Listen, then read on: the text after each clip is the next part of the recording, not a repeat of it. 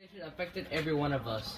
It gives people more access to an even broader set of products and services with laws and regulations that encourage greater trade between nations.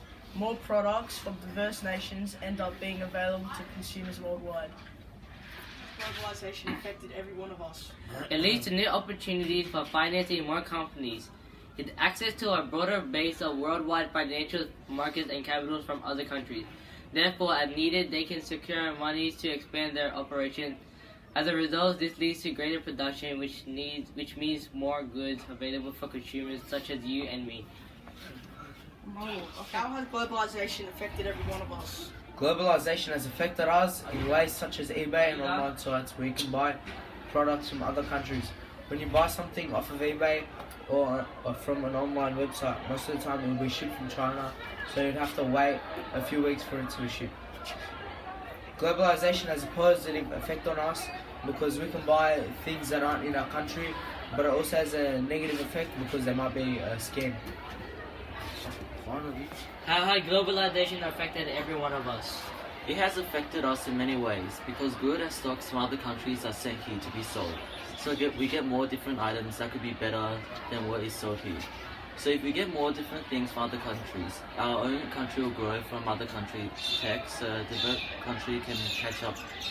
So a developing country can catch up faster and easier. What is globalization? Globalization is a process of interaction and integration among the people and governments of different nations, a process driven by international trade and investment and aided information technology. Alright. Pause.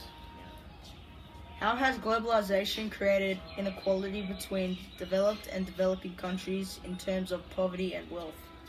In a developed country, wealth is the casual thing as everyone has a job because the country has been developed and has everything set. In a developing country, the percentage of poverty in a developing country should be low as everyone shouldn't have a job. No.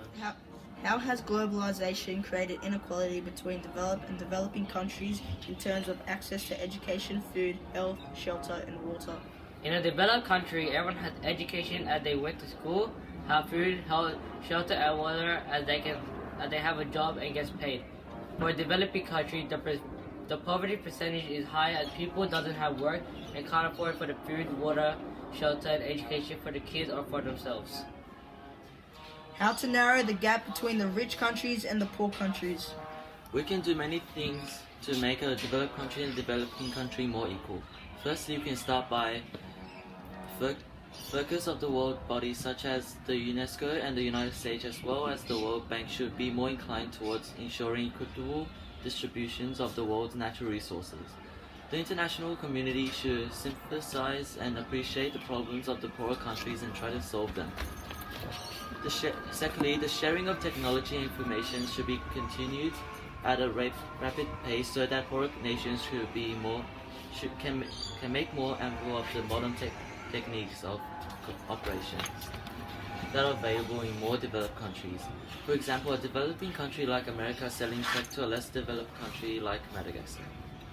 Thirdly, social and communication barriers need to be reduced so that there is more friendly interaction between two sections of the country. So the countries can share information and technology with each other and they can grow and strengthen. All right.